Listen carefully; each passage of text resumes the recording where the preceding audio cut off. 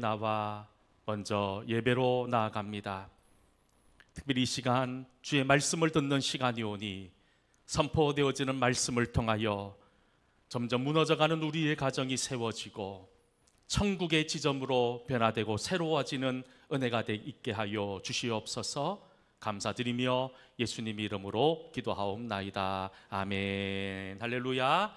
우리 옆에 분 바라보면서 이렇게 한번 축복하며 인사하면 좋겠습니다. 당신 때문에 행복합니다. 네, 우리가 함께 하는 것이 행복인 것이고 함께함이 은혜인 것 같아요. 함께 예배 드릴 수 있는 것이 얼마나 감사한지요. 이 예배를 통해서 살아계신 하나님을 만날 수 있기를 주의 이름으로 간절히 축원합니다. 우리는 어느 해보다 무더운 여름을 보내었지요. 태풍 하나 올라오지 않은 찌는 듯한 그 무더위를 보내고 이제 완연한 가을이 시작되는 10월의 첫 주, 우리가 주의 전에 나와서 함께 예배드리는 것이 얼마나 은혜이고 얼마나 감사한지 모르겠습니다. 가을은 점점 짧아지는 것 같아요. 흔히 가을을 남자의 계절이라고들 하지 않습니까? 제가 인터넷에서 왜 가을을 남자의 계절이지라고 찾아보니까 이 남성 호르몬이 많이 나온대요. 그래서 남성들이 이 가을만 되면 떨어지는 낙엽을 보면서 여러분 눈물도 흘리고 마음에 서운한 마음들, 이 마음에 말할 수 없는 그런 허전한 마음들을 느낀답니다. 여성들보다 남성들이 많이 느껴서 이 가을을 남자의 계절이라고 하지요. 여러분들은 이 가을을 어떤 이미지로 기억하십니까?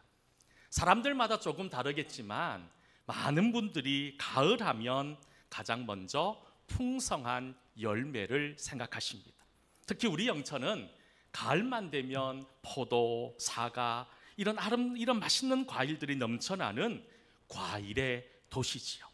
한 해 농사를 위해서 땀 흘리며 수고하신 분들은 이렇게 익어가는 탐스러운 열매들을 보면서 하나님의 은혜에 감사하고 찬양을 올려드리기도 합니다.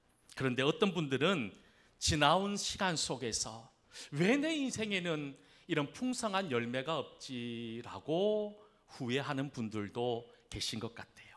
그런데 여러분, 가을에는 단순히 열매만 있는 계절은 아닌 것 같습니다. 왜냐하면 가을에도 뿌리는 씨가 있습니다. 어떤 씨가 있을까요? 시금치, 마늘, 양파, 배추, 무, 가을에 씨를 뿌린다고 합니다. 여러분, 지금 씨를 뿌려 늦가을에 추수해서 먹는 것도 있지만 한겨울이 지나고 그리고 토실 열매를 맺는, 그리고 봄에 결실을 맺는 그런 것들도 있는 거지요. 그러니 여러분, 혹여나 내 인생에 열매가 없다, 그것으로 후회하는 분들이 있으면 이번 가을에 늦지 않았으니 여러분, 그 더 좋은 복음의 씨앗을, 믿음의 씨앗을 뿌릴 수 있는 믿음의 성도들이 될 수 있기를 간절히 소망합니다. 또 가을에는요, 꽃이 있는 것 같아요. 우리가 흔히 꽃하면 봄을 생각하지 않습니까? 이 무서운, 이 정말 겨울을 지나고 피어난 새순과 함께 꽃들이 피면 얼마나 아름답고 얼마나 보기 좋습니까? 하지만 봄에 피는 꽃도 아름답지만 여름에 피는 꽃을, 우리는 여름에 피는 꽃인 장미를 꽃의 여왕이라고 할 만큼 여름에 피는 꽃도 있습니다. 그런데 여러분, 우리가 잊고 있지만 가을은 열매만 있는 것이 아니라 가을에는 꽃도 있습니다. 우리 교회에 들어오는 입구에 국화가 심겨져 있습니다. 국화에 꽃이 피고 또 민들레가 피어나고 또 코스모스가 피어나고 방울꽃, 구슬초 같은 꽃들이 진한 향기를 더하는 계절이 가을인 것 같아요. 그러니 여러분, 우리 이번 가을에 지금까지 혹시 꽃 피우지 못한 인생이 있었다면 이번 가을 여러분들의 인생이 아름다운 꽃으로 활짝 피어나는 그런 복되고 은혜로운 성도들이 다 될 수 있기를 주의 이름으로 간절히 축원합니다. 그리고 여러분, 가을 하면 그런 생각이 들었어요. 말씀을 준비하면서 가을, 무엇이든 깊어지는 계절이구나라는 생각이 들었습니다. 하늘은 청명합니다. 그리고 나무는 더욱더 굵어집니다. 덩달아 우리 인생의 깊이도 인생의 크기도 커지는 계절이 가을인 것 같아요. 특별히 우리는 가을을 보내면서 성도인 우리들은 하나님과의 영적 교제가 더욱더 깊어지는 그런 영적인 은혜가 있기를 간절히 소망합니다. 가을을 시작하면서 기도의 은혜가 있기를 원합니다. 말씀 묵상의 은혜가 있기를 원합니다. 찬송과 헌신의 결단이 있기를 간절히 소망합니다. 우리 옆에 있는 분들과 함께 이렇게 한번 인사를 나눴으면 좋겠어요. 이번 가을 더욱 풍성한 은혜가 있기를 소망합니다. 한번 축복합시다. 내일은 우리 민족의 고유의 명절인 추석입니다. 오래전부터 우리 추석은 더도 말고 덜도 말고 한가위만 같아라 라는 말이 있을 만큼 풍성함으로 가득한, 어떻게 보면 축제와 같은 그런 절기이지요.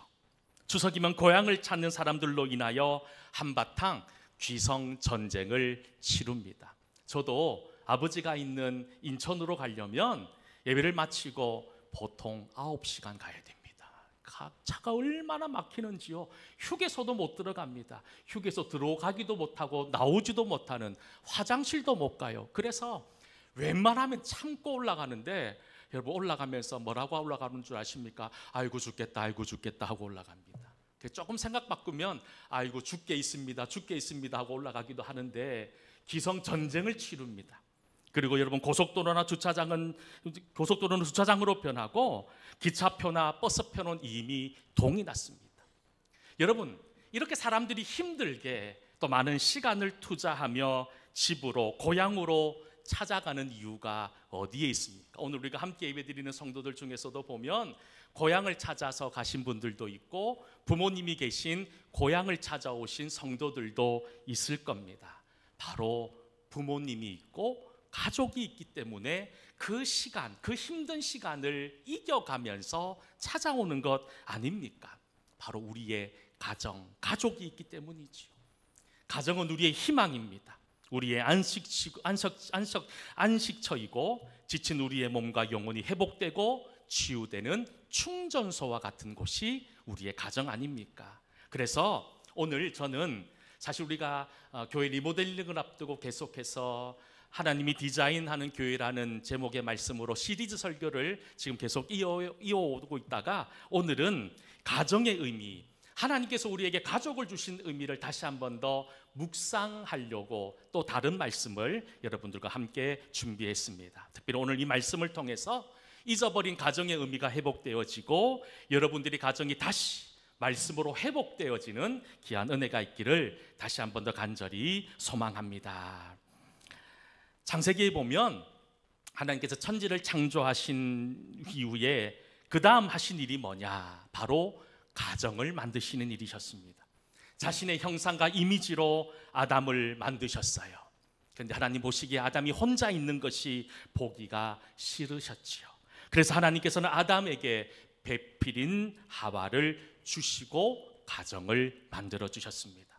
창세기 2장 22절과 24절에 보면 하나님께서 아담의 배필로 하와를 주시는 과정을 이렇게 성경은 기록하고 있습니다. 같이 한번 말씀 읽어보도록 하겠습니다. 여호와 하나님이 아담에게서 취하신 그러시니 아담이 이르되 이는 내 뼈 중에 뼈요 살 중에 살이라. 이것을 남자에게서 취하였은즉 여자라 부르리라 하리라. 이러므로 남자가 부모를 떠나 그의 아내와 합하여 둘이 한 몸을 이룰지니라. 아멘. 이렇게 가정은 하나님의 말씀으로 세워졌습니다. 어떻게 보면 하나님이 세운 최초의 공동체가 우리의 가정이라는 거예요. 하나님께서 하와와 아담으로 이루어져 있는 가정을 보시고 심히 보시기에 좋으셨습니다. 그런데 말씀을 보십시오. 하나님께서 여자인 하와를 어떻게 만드셨습니까? 바로 아담의 갈비뼈를 취해서 만드셨다는 거예요. 여기서 여러분 질문이 생깁니다. 아니 왜 하나님께서는 이전에 아담이나 다른 짐승이나 아니면 다른 새들을 만드실 때처럼 흙을 통해서 만든 것이 아니라 해필이면 아담의 갈비뼈였느냐? 그리고 수많은 뼈들 중에서 왜 하필이면 갈비뼈였을까? 여러분 궁금해 보신 적이 있으십니까? 여러분 사람의 인체에 수많은 뼈들이 있습니다. 그 중에 왜 하필이면 갈비뼈였을까요? 그런 생각을 해봤습니다. 갈비뼈의 역할이 뭘까? 우리의 갈비뼈가 있잖아요. 갈비뼈의 가장 중요한 역할은 사람 신체에서 가장 중요한 심장과 폐를 외부의 충격으로부터 지켜주는 역할을 하는 것이 갈비뼈예요. 그런데 여러분 하나님께서 그 인생에게 가장 중요한 심장을 보호하는 갈비뼈를 취해서 그의 돕는 배필인 하와를 만들었다는 것의 의미가 무엇이라고 생각하십니까? 이제 더 이상 이 심장을 보호할 보호막이 없습니다. 심장은 이제 외부의 공격으로부터 노출되어져 있는 무방비의 상태가 되어버렸다는 겁니다. 결국 다시 말해서 하나님이 아담에게 돕는 배필로 하와를 주실 때 갈비뼈를 취하신 것은 너에게 있어서 가장 소중한 심장을 내어줄 수 있을 정도로 사랑하라는 겁니다. 그리고 그 갈비뼈처럼 서로가 서로에게 보호막이 되고 서로가 서로에게 서로 감싸주고 위로가 되는 그런 존재가 되라는 의미로 갈비뼈를 취하신 것이 아닌가라는 생각을 다시 한 번 더 해보게 되었다는 겁니다. 여러분 이처럼 하나님께서는 가정을 창조하셨습니다. 보시기에 심히 좋으셨습니다. 여러분 우리는 모두 다 한 가정을 이루고 있습니다. 여러분들이 가정을 보실 때 하나님이 심히 보시기에 좋은 그런 가정으로 만들어 나갈 책임이 바로 저와 여러분들에게 있다는 사실을 잊어서는 안 된다는 겁니다. 가정을 하나님께서 우리에게 주셨어요.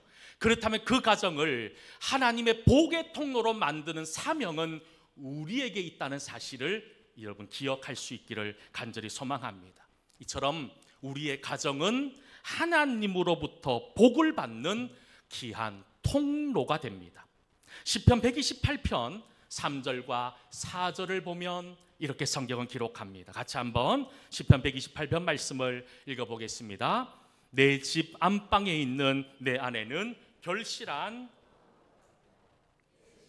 둘러앉은 자식들은 어린 감람나무 같으리로다.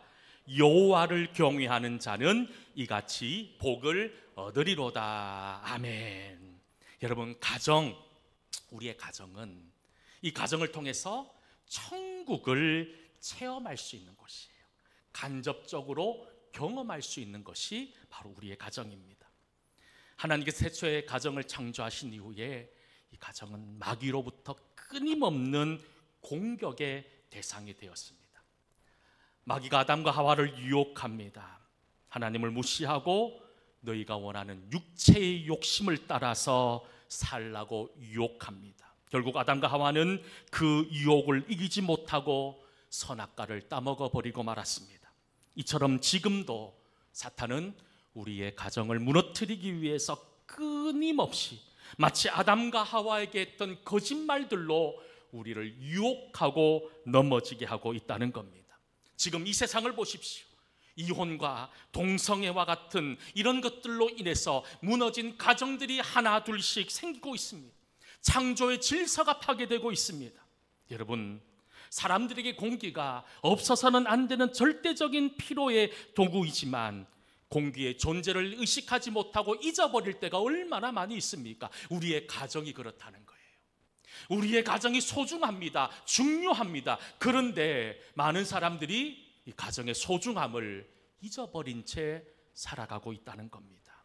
그러니 이 가정의 소중함을 잃어버린다는 의미는 우리가 이 땅에서 천국을 경험할 수 있는 가정을 우리는 잊어버리고 천국을 맛보지 못한 채 살아가는 여러분 그런 불쌍한 인생일 수밖에 없다는 겁니다. 다시 한 번 더, 아무리 마귀가 우리를 유혹하고 우리를 넘어뜨린다 하더라도 우리의 가정이 하나님의 복을 받는 복의 통로임을 기억하시고 우리의 가정을 기도함으로 든든히 지켜나갈 수 있는 우리 동성교회 모든 성도들이 다 될 수 있기를 주의 이름으로 간절히 축원합니다. 오늘 우리가 함께 읽은 전도서 4장 7절과 8절에도 이렇게 말씀하고 있습니다. 내가 또다시 해 아래서 헛된 것을 보았도다. 어떤 사람은 아들도 없고 형제도 없이 홀로 있으나 그 모든 수고에는 끝이 없도다. 또 비록 그의 눈은 부유로 족하게 여기지 아니하면서도 하면서 이러기를 내가 누구를 위하여는 이같이 수고하고 나를 위하여는 행복을 누리지 못하게 하는가 하여도 이것도 헛되어 불행한 노고로다라고 성경은 기록하고 있습니다. 여러분, 성경은 우리를 향해서 나만을 위해 사는 인생은 의미 없는 인생이라고 말합니다. 가족의 의미를 이야기합니다. 아버지가 사랑하는 아내와 자녀들을 위하여 수고하고 땀 흘리는 것이 복된 거라는 거예요. 어머니가 사랑하는 남편과 자녀들을 위하여 헌신하고 수고하는 것이 가장 귀하고 귀한 것이라는 거예요. 나만의 노력과 수고로 성공할 수 있는 사람은 없습니다. 특별히 성공한 사람 뒤에는 힘들게 함께 그 어려운 시기를 이겨냈던 가족이 있기 때문 아닙니까? 그래서 겸손한 사람은 매일매일 자신들의 가족을 돌아보면서 부모님 덕분에, 아니면 남편 덕분에, 아내 덕분에, 자녀 덕분에라고 고백할 줄 아는 사람이 정말 겸손한 사람 아니겠습니까? 그러니 사랑하는 성도 여러분, 이 추석 명절 함께 모이는 가족들을 향하여 당신 덕분입니다, 아버지 덕분입니다, 어머니 덕분입니다, 할아버지 덕분입니다, 할머니 덕분입니다, 너희들 덕분입니다 라고 말할 수 있는 그리고 우리 귀하고 복된 성도들이 될 수 있기를 축복합니다. 오늘 말씀에 보면 특별히 가족이 소중한 이유를 몇 가지 말씀하고 있습니다. 먼저 우리는 가정을 통해서 서로 수고함으로 상을 얻을 수 있다라고 말씀합니다. 9절 말씀 함께 읽어보겠습니다. 두 사람이 한 사람보다 나음은 그들이 수고함으로 좋은 상을 얻을 것임이라. 아멘. 성경은 끊임없이 합력하여 얻을 수 있는 유익에 대해서 말씀하고 있습니다. 하나님께서 아담이 혼자 있는 것이 보기 싫어서 하와를 만드실 때에 그를 돕는 배필로 삼으셨습니다. 배필이라는 단어가 중요합니다. 배필이라는 말은 어느 한쪽이 크고 작다는 의미가 아니라 똑같다는 의미가 그 속에 담겨져 있다는 겁니다. 돕는다는 말은 히브리어로 에제르라고 하는 단어를 쓰는데, 이 에제르라고 하는 단어는 하나님께서 우리 사람을 도우실 때 사용하는 단어입니다. 결국 하나님이 우리 사람을 도우는 마음처럼 부부는 서로 도울 수 있을 때 그 가정은 귀하고 복된 가정이 될 수 있다는 겁니다. 성경은 어떤 가정이 복된 가정이라고 얘기합니까? 하나님의 도우심이 있는 가정이 복된 가정이라고 말함과 동시에 부부가 그리고 가족이 함께 이겨나갈 수 있는 함께함의 가족이 복된 가정임을 성경은 말씀하고 있다는 거예요. 그러니 어떤 어려움이 찾아온다 하더라도 가족이 하나 되면 이겨낼 수 있는 거예요. 흔히 우리 교회를 가족 공동체라고 말하지 않습니까? 우리가 믿음 생활하다 보면 힘들고 어려울 일들이 있습니다. 우리 교회도 42년의 역사를 겪으면서 어려운 일들이 왜 없었겠습니까? 하지만 우리는 가족이었습니다.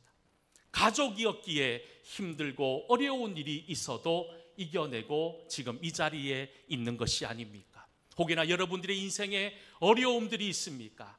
그렇다면 가족들과 함께 하나님께 기도하며 가족이 함께 이 위기를 극복해 나갈 수 있는 여러분 그런 건강한 믿음의 가정들이 될 수 있기를 주의 이름으로 축원합니다. 그것도 성경은 이야기합니다. 가족이 소중한 이유는 서로에게 위로가 되기 때문이라고 말합니다. 10절 말씀을 같이 한번 읽어보도록 하겠습니다. 혹시 그들이 넘어지면 하나가 그 동물을 붙들어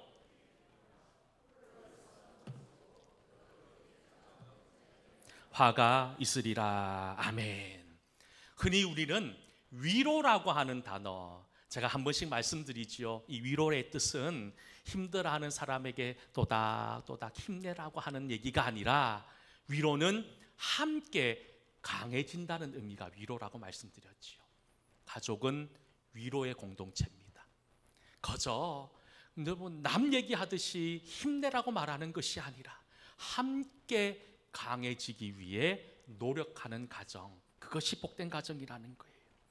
지금 우리가 사는 세상은 어떻습니까? 점점 삭막해집니다. 점점 무서운 세상으로 변하고 있습니다. 그런 말이 있잖아요. 기쁨으로 나눴더니 질투가 되고 슬픔을 나눴더니 약점이 되고. 여러분, 이 세상 속에 우리가 살고 있는 거예요. 기뻐도 기쁘다고 말할 수 없습니다. 슬퍼도 슬프다고 말할 수도 없어요. 그리고 우리가 사는 세상은 나에게 약점이 있거든 입을 다물 것을 이야기합니다. 약점이 있으면 숨기라고 이야기합니다. 기쁜 일이 있어도 나만 기쁘라고 말합니다.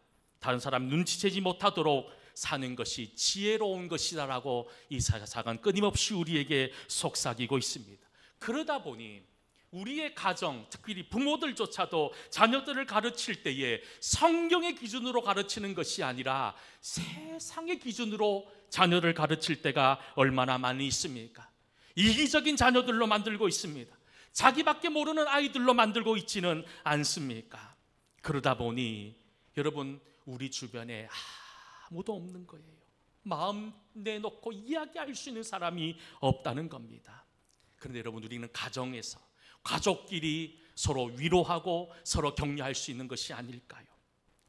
우리가 예전에 우리가 많이 들었던 말이 있지 않습니까? 아빠 힘내세요. 아빠 힘내세요.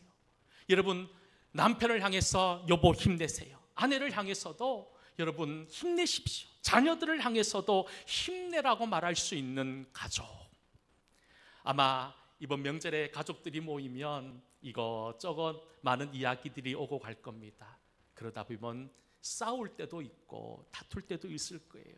물론 싸울 수도 있고 다툴 때도 있지만, 그러기보다 서로 격려하고 서로 힘이 되는 그런 축복의 말을 해줄 수 있는 여러분들의 가정이 될 수 있기를 다시 한 번 더 소망합니다. 또 가정이 소중한 이유가 무엇일까요? 사랑의 공동체이기 때문이지요. 11절 말씀에 보면 이렇게 말씀합니다. 두 사람이 함께 누우면 따뜻하거니와 한 사람이면 어찌 따뜻하랴.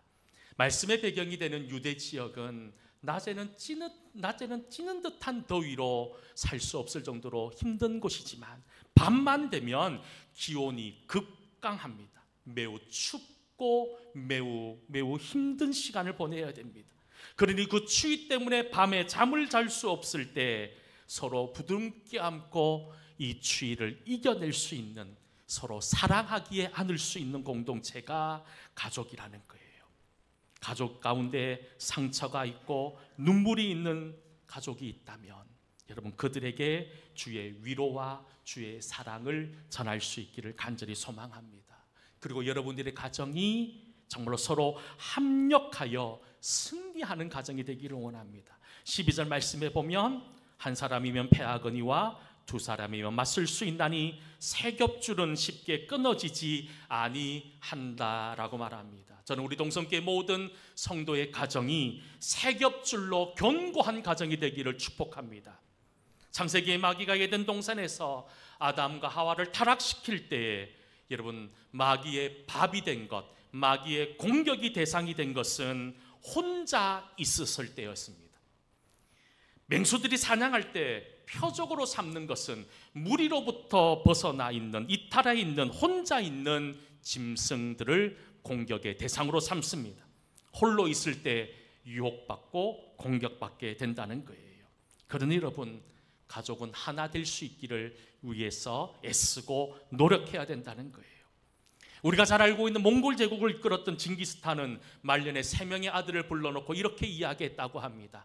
하사를 하나씩 손에 쥐어놓고 그것을 부러뜨려 보라고 합니다. 장성한 아들들 하나의 하사를 부러뜨리는데 뭐가 그렇게 힘들었겠습니까? 다들 똑똑똑 부러뜨린 거예요. 그러니 징기스칸이 그 3명의 아들들에게 화살 3개를 쥐어주고는 그것을 한번 부러뜨려 보라는 겁니다. 그러니 아무리 장성한 아들들이라고 해도 이 화살 세 개를 부러뜨릴 수가 없는 거예요. 그때 징기스칸이 뭐라고 얘기합니까? 내가 앞으로 죽더라도 서로 연합하고 서로 함께 한다면 이 화살처럼 절대로 너희들을 부러뜨릴 수 없을 것이다 라고 가르쳤다는 이야기가 지금도 전해지고 있지 않습니까? 마귀는 끊임없이 우리 가족을 갈라지게 합니다. 크고 작은 것들로 갈라지게 합니다. 그리고 의외로 많은 성도들이 이렇게 갈라져 있는 아픔 가운데 있는 가정들이 있음을 우리는 알고 있습니다. 그럴 때 여러분 어떻게 해야 됩니까? 어떻게 하면 이렇게 깨어지고 부서진 우리의 가정이 회복될 수 있을까요? 내가 먼저 죽어야 합니다. 아버지인 내가 먼저 죽지 않으면 우리 가정은 하나 될 수 없습니다. 오늘 사랑하는 아버지들, 먼저 죽을 수 있기를 축복합니다. 죽어야 여러분들이 가정이 살아날 수 있습니다. 어머니들은 어떻게 하셔야 됩니까? 지금보다 더 사랑하십시오. 지금도 물론 사랑하지만 더 사랑하셔야 됩니다. 사랑하는 자녀들은 어떻게 해야 됩니까? 부모님들을 존경하십시오. 존중하십시오. 사실 자녀들, 저희도 딸을 2명 키우는데 제가 딸들에게 한 번씩 화를 낼 때가 있습니다. 야, 너희들은 왜 부모님, 엄마, 아빠한테 그렇게 얘기해? 엄마, 아빠를 친구들한테 말하듯이 그렇게 얘기할 때 저는 아이들을 혼을 냅니다. 엄마, 아빠는 너희들이 그렇게 막대할 사람이 아니라고 이야기합니다. 오늘 이 시간 자녀들도, 사실 저도 자녀들이고 다 자녀들이잖아요. 자녀들, 우리 부모님들을 존중하고 존경할 수 있을 때, 이런 조화를 통해서 우리의 가정이 하나 되고 회복될 수 있는 은혜가 있다는 겁니다. 다시 한 번 더 이번 추석 연휴를 통해서 우리 성도의 모든 가정들이 하나님이 원하시는 믿음의 가정으로, 여러분들의 가정을 통하여 천국을 맛볼 수 있는 복되고 은혜로운 가정으로 새롭게 변화되는 귀한 은혜가 있기를 주의 이름으로 간절히 축원합니다.